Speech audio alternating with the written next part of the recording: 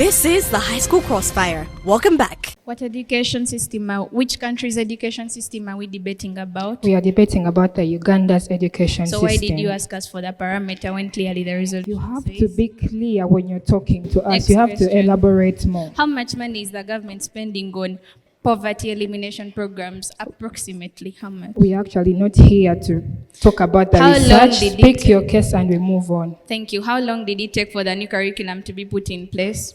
It has taken long. As you're aware, it started in 2020 How long after the exactly? lockdown. How long did it take to put the new curriculum in place? You failed to answer that question. Next question. What is the main reason for your integration? To improve Uganda's education system. Thank you. So why was the new curriculum introduced? It has not been sufficient. It was introduced to improve Uganda's education So system, how but much? it was not.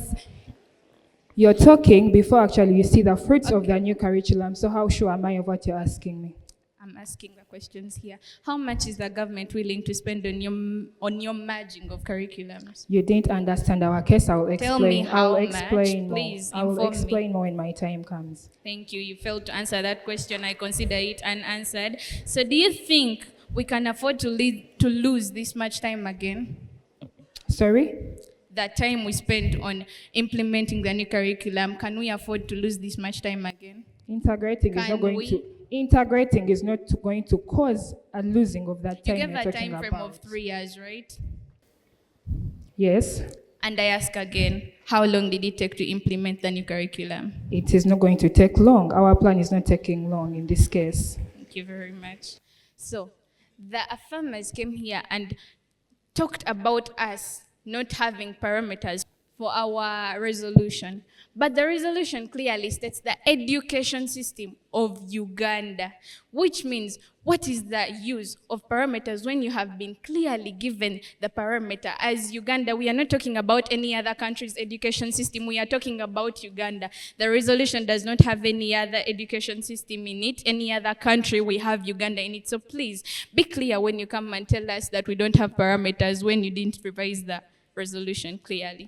They also told us that our lack of a body will also hinder our implementation of the new curriculum, but we do not believe this because we can still use the school administrations to implement whatever we want to be implemented in the new curriculum. How are we going to do this?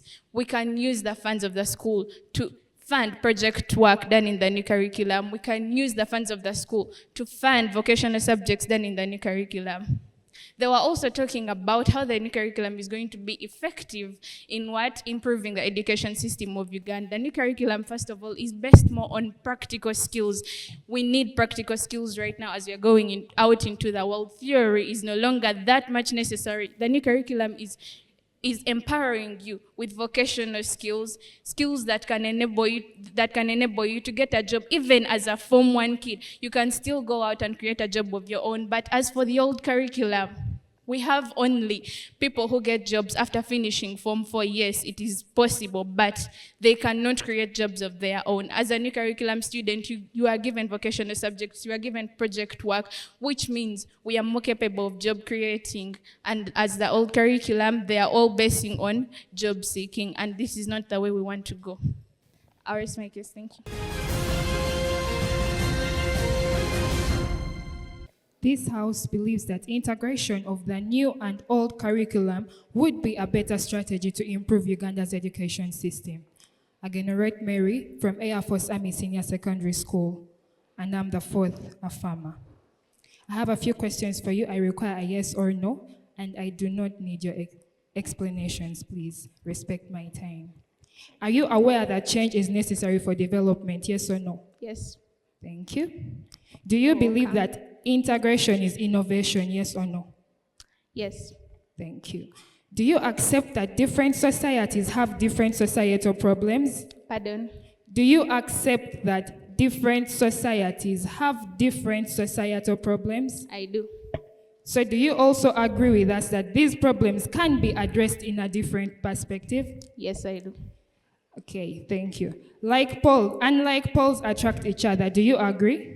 This is irrelevant to our Do you cause. agree? I needed a yes or a no. It is irrelevant. Thank you. New challenges need new approaches. Do you agree? Yes, I do. Do you agree that we live in a changing world? Irrelevant. Do you agree that we live in a I changing... repeat, irrelevant. Thank you so much. You're And welcome. do you agree that you people came here and told us that we cannot judge minus seeing the products of the new curriculum? I do. Thank you so much. You can have a seat. I asked her whether she's aware that change is necessary for development, and she told me yes. So, ladies and gentlemen, I do not understand why Team Negative is coming and arguing that we should not integrate, because she agreed that integration is... She agreed that change is necessary. So the integration you want to make is actually necessary for the development of Uganda as a whole. And they came here and they came with nobody, and then they were telling us it's clearly stated in the resolution. Thank you. And if they come here with nobody, ladies and gentlemen, I do not understand why we should agree with whatever they are saying us, because they have no basis, they have no foundation building onto whatever they are telling us. So I do not understand why we still have to listen to the case of Team Negative. So they asked us why we are judging minus seeing the fruits of the new curriculum, which they did not actually consider in their case. They came and told us that 80% of schools in Uganda have textbooks, as stated by their second speaker. But I would like to inform you, they are actually catering for only the 80% that have textbooks. What about the schools that are in the rural areas that do not actually have the resources? Because according to www.researchgate.com, it clearly states that 58.3% of government schools and 22.2% of private schools are located in the rural areas.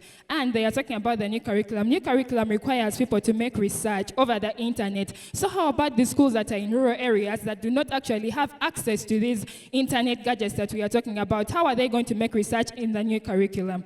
I asked her whether she accepts that different societies have different societal problems, and she said yes, but Team Negative is not putting in mind that we have schools in the rural areas that do not have access to these into the internet gadgets. So how are they going to make research if they are talking about implementing the new curriculum totally? They came and told us that their plan is to improve more on the new curriculum, but they did not tell us how they are going to improve more on the new curriculum. So how sure are we that Team Negative stands a case to win such a resolution? Because we cannot actually know or be sure of how they are planning to improve more on the new curriculum, ladies and gentlemen.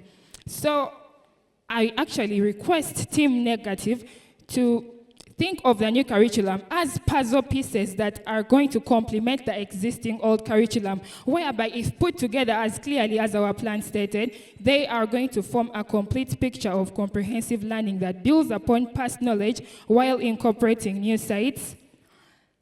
I beg to rest my case by calling upon Team Negative to come and support integration of the new and old curriculum to improve Uganda's education system. Thank you. The entire debate has been about an O-level curriculum. Have I heard anything about primary schools from you? No. Have I heard anything from you for post-secondary schools? No. So there's a lack of engagement on that case.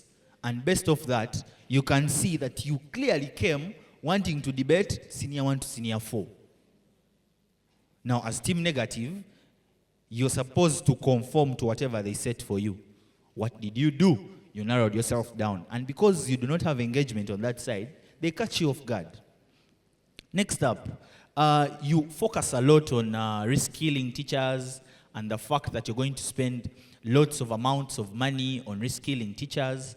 But you fail to account for the fact that even what you're defending also does not have enough resources. So which resources are you going to conjure up from God knows where to somehow implement, even if it is purely a value resolution? If you're going to assess competence based off its value on terms of resource allocation, your resource allocation is also lacking. So you're guilty of the same offense that you accused Team Affirmative of. I like the fact that you introduce a good characterization of the motion. Regardless of what you engage in, the policy is largely disregarded. It required you to weigh merits and demerits. It's not requiring bodies and, I do not know, work plan, 0 marks. But of that, Team Affirmative, then I find something very bad with you. Somehow, in speech number 4, we begin hearing someone smuggling in new argumentation. Somehow, instead of engaging in rebuttal, you engage in the fact of reminding us that they've given us nobody and work plan for 45 seconds of your first second speech. Somehow, because of your understanding, you somehow ask your opponent to set for us parameters. You engage in arguments that have no correlation in your cross-examination. Stop engaging in a lot of analogical discussion that then has no causal link to your case. You fail to indulge us on value and indulge us off base of it. Okay, thank you. Yeah, to start with, I want to begin by appreciating both teams, both Team Affirmative and Team Negative, for putting up such a good spirited round of debate. Thank you for the research. Thank you for the efforts put in, and thanks for the credibility of arguments that you always put up here. We appreciate it because, of course, always there's a lot of work that you put in behind what you articulate at the front here. To start with a point of correction to Team Affirmative. 1, it is not fatal for Team Negative to concede to your parameters. What do I mean? It is not punishable for Team Negative to concede to the parameters. And then number 2, it is also not punishable for Team Negative to concede to parameters more so that have been provided by the resolution. Is it okay? So in most cases, when the resolution is already providing for specific parameters, even if we don't hear them from you as Team Affirmative for the judges, we don't punish if the resolution has already set them. Is it okay? Number 2, also a point of correction to Team Negative. You accord the negatives or the negators or the respondents, meaning whatever you say, whatever you mention, it is in response of what Team Affirmative has put on table. You get? So that's why you always feel that most cases, even if you're on the side of the negative, in most cases, you will even build up the argument from the front there when you're already seated, because you only respond. You only refute what they said. Remember, they have the burden of proof beyond reasonable doubt. You have the burden of refutal and the burden to provide an alternative. Next, it's also a point of correction to Affirma 4. You have 4 minutes for cross-examination. The first 2 minutes are for cross-examination. Then the last 2 minutes are to make literal what I would call a post-mortem report depending on the cross-examination that you have carried out. Meaning, the next 2 minutes are to make a reply speech depending on the cross-examination that you have carried out. Meaning, if you have highlighted any inconsistencies, mention them. Any loopholes created, mention them. Any weaknesses created in that case, mention them. So it is not your role now to bring up a new argument. Remember, we as the panel of jury, from the third speaker to the fourth speaker, we don't normally expect you to bring up a new point of argument. You are only expounding, or you are only going by what your first 2 speakers put at the front. Thirdly, I want to appreciate Affirma 1, and also want to appreciate the fourth negator this side. Why? Why do I appreciate Affirma 1? When Affirma 1 came here, by the time she left, at least I was able to fully appreciate what their entire case was all about. That is what the judges always expect from the first speakers.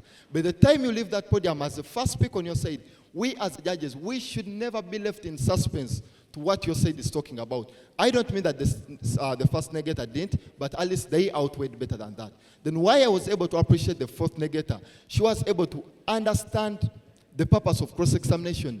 Ladies and gentlemen, we should never just come to cross-examine because it is a rule of procedure that we are meant to do. Always fulfill the burden that you are meant to fulfill in the cross-examination. Now, going to the merits of today's resolution. Today's resolution, we had a team affirmative that was looking at a combination. Integration, we interpreted integration to mean combining the old and the new. Then we were also looking at a team negative that is saying, no, for us, our alternative is, let's leave alone the old. Now, let us look at the new one that is in existence. Now, a correction to team affirmative. When they said we should not judge the new one, they said, of course, they were not that they were contradicting with their case as you said. No, they're like, okay, if we have not yet seen it in place, then why should we judge it to the negative? Now, this is it. For me, I based my judgment on technicality. Team affirmative, you have the burden of proof beyond reasonable doubt. They came up and they asked you a question. Okay, you are talking of funding. I like the fact that for you interpreted it as a policy, which is wrong. It is a value. Why do we call it value? A value resolution is a debate, or it is a resolution that is in comparison of one factor at the expense of another. So it is one comparison of integration to the alternative they gave. So it was not really calling for a policy. Now, they asked you, they're like, okay, if you're saying it is policy and you're talking of funding, what is the source of funding? I appreciate the fact that you talked about the Ministry of Finance. But then they came up and they told you, okay, you're talking about the Ministry of Finance, but let us look at the status of Uganda. Uganda is a developing country. Guys, when they say the team affirmative, you have the burden of proof beyond reasonable doubt. It means you are meant to execute your case to the fullest, in a way that you are not meant to leave any loopholes for your opponents. Remember, for them, their role is to just identify the loopholes that you have in your case, and then they just make a counter argument or a counter alternative on what they have said. Meaning, every question that is asked by team affirmative that you fail to come and respond to, that is another of concession. That is another of conceding to what they are talking about. Then, they asked in the cross-examination, there was a certain point, or there's a certain question they asked you where they were looking at the issue of the new curriculum. Why did they bring in the new curriculum? You consider that they brought in the new curriculum for effectiveness. Now, if they brought in the new curriculum for effectiveness and their alternative is let us concentrate on the new curriculum, then that concession you make automatically kills your case from the word go. We've all established that the team affirmative, you have the burden of proof, right? Team negative, you have the burden of refutal, right? Now, before I go into anything, this was a value debate. We've all established that, right? Now, team negative. In my entire analysis of your case, as much as you have your burden of rebuttal, personally for me, you spent a lot of time rebutting a lot of irrelevant things. There are very many things you could have as well have said just one word and moved on. However, you dwelled on them a lot. For example, a value debate does not require a policy. It does not require a house. It does not require a body. It does not require a work plan. However, you spend an entire minute or two talking about how you are. You would have just as well as just told them, this is a value debate. So this goes to also team negative's fourth speaker. At the end of the day, your time was poorly spent. Your 2 minutes of a reply speech were poorly spent. You left about 4 questions unrelated to. We were still wondering, why did you ask these questions? You get that? So next time, spend your time better. Now moving on. Basing on the fact that this was a value debate, that means as the judges, we are weighing on 2 ideologies that are before us. Who has the better ideology, or who has convinced us that their ideology is better than the others? Team affirmative, you come up and tell us that you're going with integration. Team negative, you come up and tell us that no, for us we are taking up the new curriculum. Basing on the fact that you have the burden of proof as team affirmative, you had to convince us for the relevance of integration, because team negative comes up and tells you the current new curriculum that is currently available right now, its pioneers haven't even sat senior for. That means we haven't even seen its benefits. So why are we really moving on? What is the relevance of us? Why do we have to move on to integrate the new curriculum, the new curriculum with the old curriculum, yet we haven't seen the benefits? So you had to satisfy to us the relevance of that, which in my opinion, you failed. So at the end of the day, I was convinced more with improving what we have right now rather than carrying out something new as an integration. Moving on to my marks. I gave both of you 15 for style, content 22, both of you. Strategies where I differed. Team affirmative, I gave you 23. Team negative, I gave you 26. Totaling up to 60 for team affirmative, 63 for team negative. It's a unanimous decision that team negative takes that day.